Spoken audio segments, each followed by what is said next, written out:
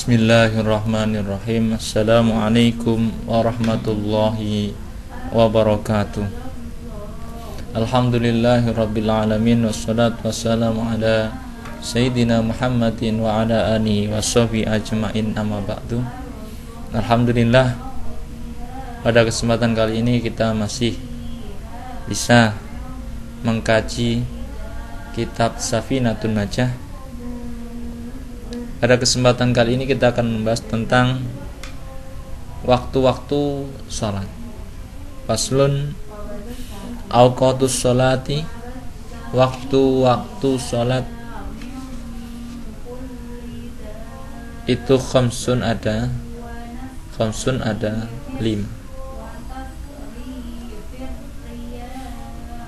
Awal waktu duhur,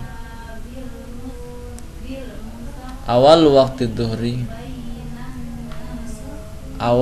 waktu duhur adalah zawalus syams, tergelincirnya matahari.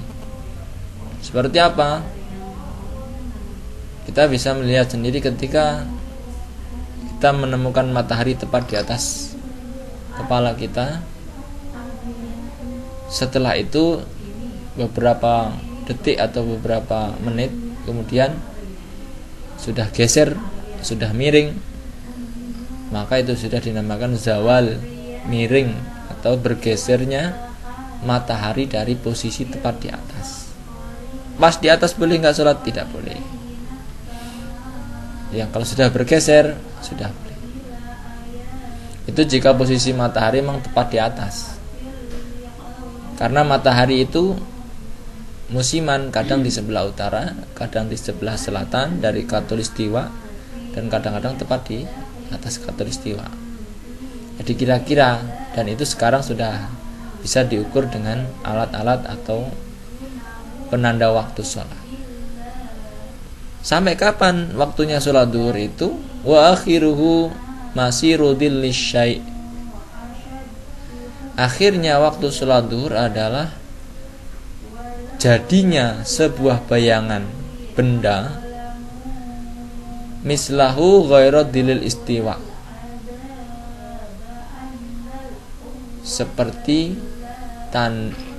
tanda seperti posisinya selain dari istiwa, selain dari tegak. Jadi ketika bayangan benda itu sudah sama dengan bendanya, itulah posisi waktu duhur sudah selesai. Ghaira dhillil istiwa. Misalnya begini. Misalnya kita tancapkan sebuah lidi di tanah, itu kita tancapkan. Nah, ketika istiwa itu karena matahari di sebelah utara, maka ada bayangannya ke selatan seperti ini. Misalkan ada bayangannya setengah dari tiang yang kita tancapkan, bayangannya tapi bayangan ke selatan, bukan ke timur atau bukan ke timur. Nah, bagaimana ketika mengetahui waktu asarnya habis? Maka dari posisi istiwa ini ditambah panjang dari benda yang kita taruh tadi atau tancap tadi. Itu menurut pengarang kitab Safinatun Najah.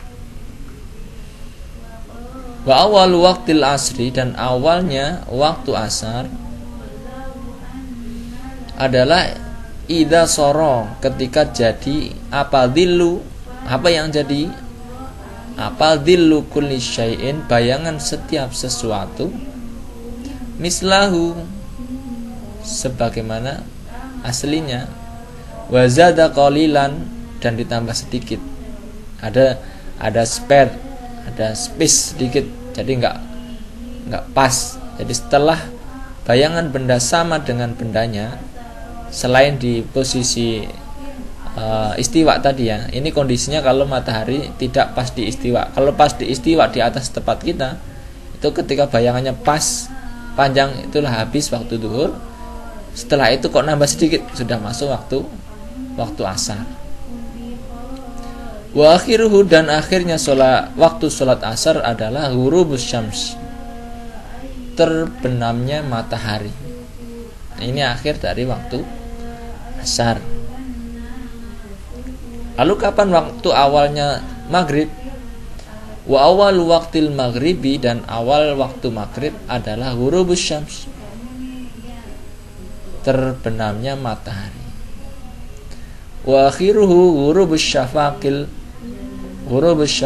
ahmar, dan berakhirnya ketika syafaq merah itu sudah tidak ada. Lalu kapan waktunya sholat isya?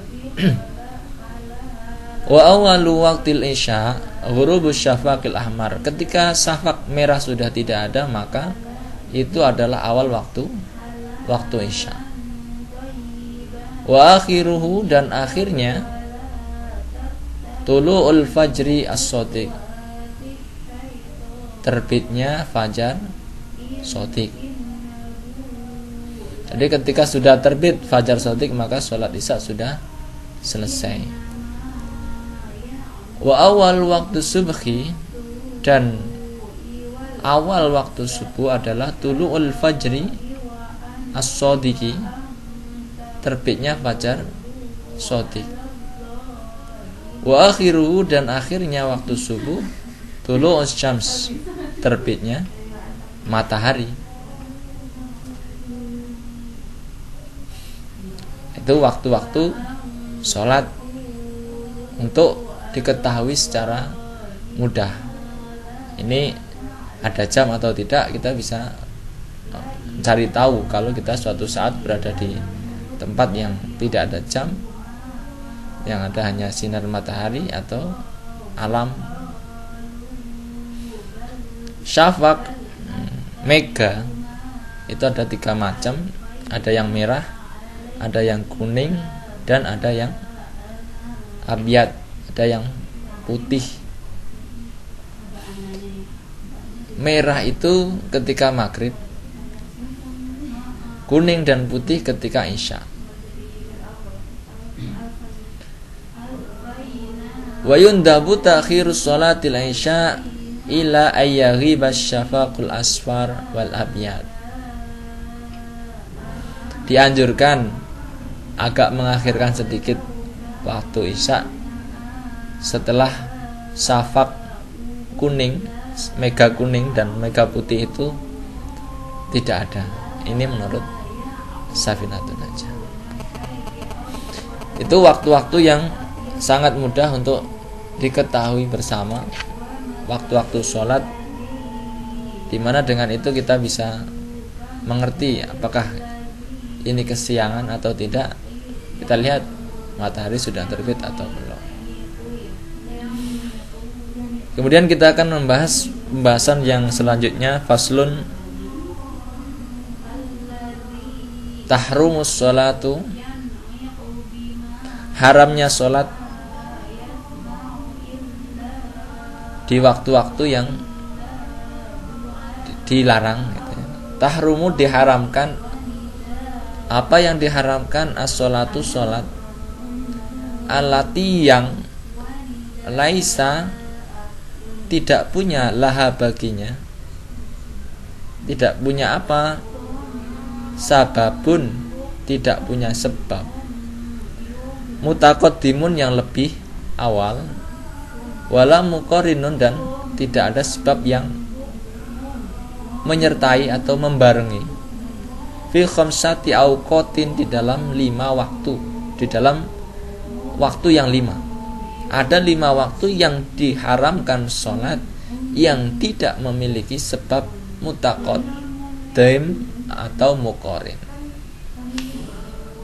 Apa sholat yang tidak punya sebab?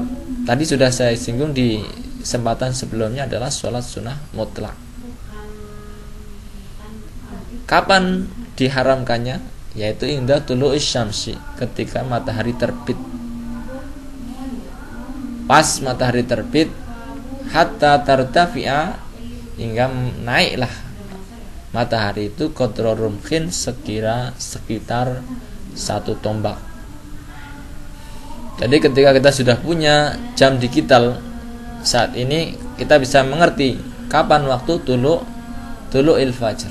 Misalkan untuk di daerah Jakarta tulu'il fajr sekitar jam 5.50 atau jam 6 kurang 10-an. Jadi ketika jam 6 kurang 10 itu dilarang sholat apapun, sholat yang tidak punya sebab mutaqaddim atau muqarrin. Yang kedua, wa indal istiwa fi ghairi yaumil jum'ati hatta tazula. Dan di waktu matahari tepat di atas kepala selain hari Jumat sampai lingsir. Kalau hari Jumat boleh. Makanya ketika orang datang masuk hari Jumat, mau Jumatan, datang ke masjid sholat sunnah padahal belum adzan. Padahal adzan itu kan setelah lingsirnya, atau mepet-mepet adzan boleh. Sholat sunat mutlak juga boleh. Yang ketiga, wa indal isfirar hatta taghrub.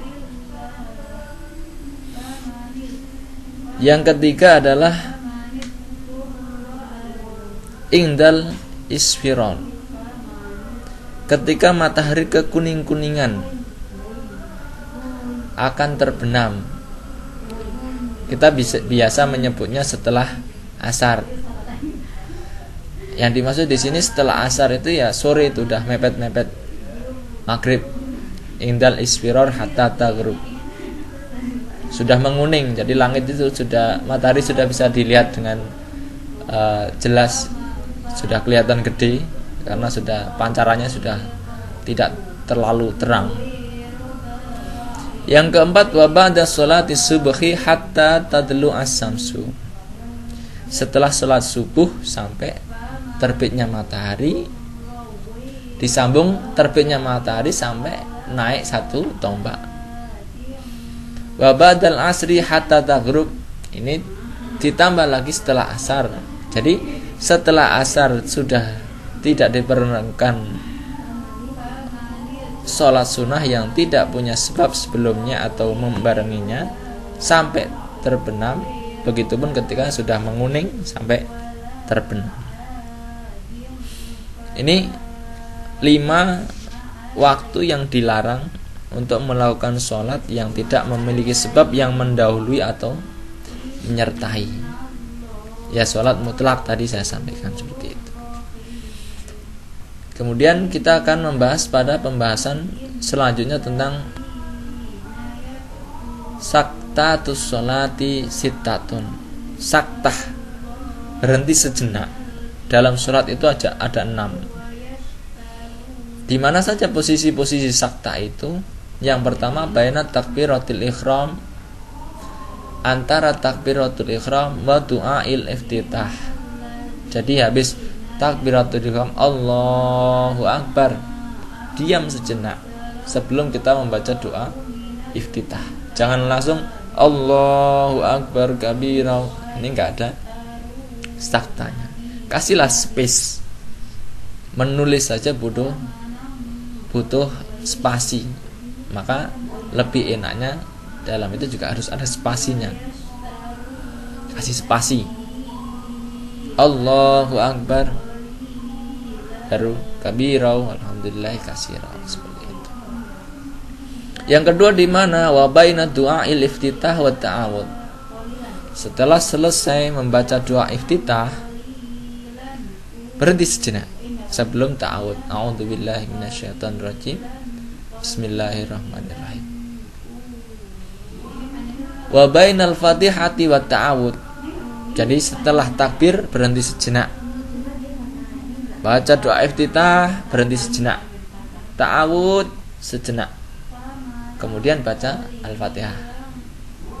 Wa baina akhiril fatihah wa amin. Dan setelah al-fatihah dan amin itu harus ada jeda. Waladdallin, berhenti sejenak, amin, begitu. Dan itu dirasakan pun lebih enak. Yang kelima, wa baina amin wasurah. Dan setelah amin berhenti sejenak, Bismillah, baca surat yang lain. Terus ada spare juga. Yang keenam, wa bainas surati war ruku'. Dan setelah membaca surat mau ruku' itu juga berhenti dulu sejenak. Misalnya baca suratnya qul huwallahu ahad, Allahus samad, lam yalid wa lam yulad wa lam yakul lahu kufuwan ahad. Allahu akbar, ada spare-nya, ada jedanya. Gitu yang disampaikan oleh pengarang kitab Safinatun Najah. Pembahasan berikutnya tentang al-arkan allati talzamuhu fiha at-tuma'ninatu. Rukun-rukun salat yang wajib melakukan tumakninah.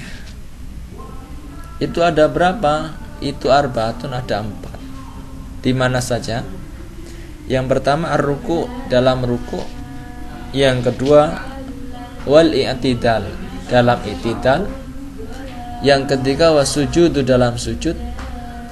Yang keempat wal julusu baina sajdatain, dan duduk di antara 2 sujud. Apa itu yang dimaksud dengan tumakninah? At-tumakninatu iya sukunun. Tumakninah itu adalah sukun, anteng, tenang, tidak bergerak. Ba'da harokatin, setelah melakukan pergerakan. Bihaitsu yastaqiru, dalam keadaan posisi tubuh kullu udwin mahallahu, posisi tubuh pada tempatnya masing-masing. Diam semuanya. Biqadri subhanallah, minimal dalam waktu yang cukup untuk mengucapkan subhanallah. Berapa detik itu? 2 detik lah setidaknya. Makanya jangan mengayun. Kalau habis takbir, habis ruku', kemudian habis takbir i'tidal, itu biasanya orang ngayun. Ini yang perlu diwaspadai. Ini adalah rukun yang ada tumakninah, ya, harus diperhatikan. Kita melanjutkan pembahasan selanjutnya tentang sebab-sebab sujudus sahwi. Sebab-sebab sujud sahwi itu ada 4. Yang pertama al-awwalu tarku ba'din, meninggalkan sebagian min ab'adis shalah, dari ab'ad shalat, au ba'dil ba'di, atau sebagian dari sebagian.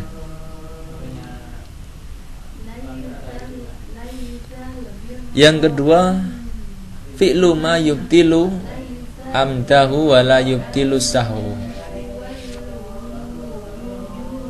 melakukan sesuatu yang membatalkan jika disengaja dan tidak membatalkan ketika lupa. Idza fa'alahu nasiyan, mengerjakan sesuatu yang bila disengaja dapat membatalkan sholat, tapi tidak membatalkan jika lupa. Yang ketiga naqlu ruknin qauliyin ila ghairi mahallih, memindah rukun qauli di luar tempatnya. Rukun qauli apa? Rukun-rukun sholat tadi yang bentuknya rukun tapi dipindah pada tidak tempatnya, maka itu juga dianjurkan sujud sahwi. Yang keempat iqa'u ruknin fi'liyin ma'ahtimaliz ziyadah, menempatkan rukun fi'li dengan ragu-ragu atau dengan mengandung tambahan. Dia ada tambahan rukun gitu, karena mungkin ragu akhirnya ditambah.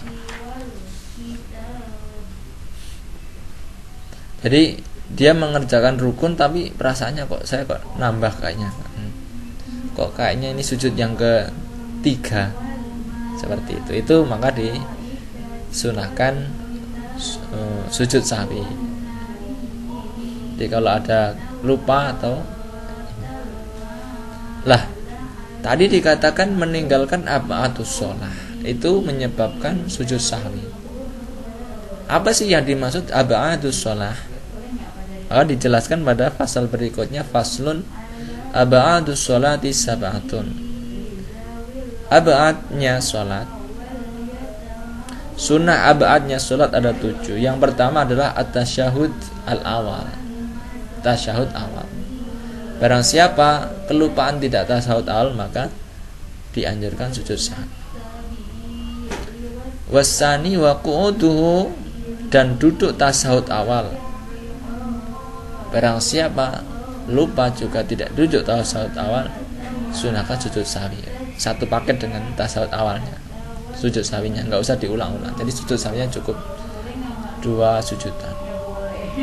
Wassalatu 'alan nabi fihi, sudah sujud, sudah tasyahud awal, sudah duduk tapi lupa enggak membayar salat pada nabi, maka disunahkan juga sujud sahwi. Yang keempat, wassalatu 'ala ali fit tasyahudil akhir.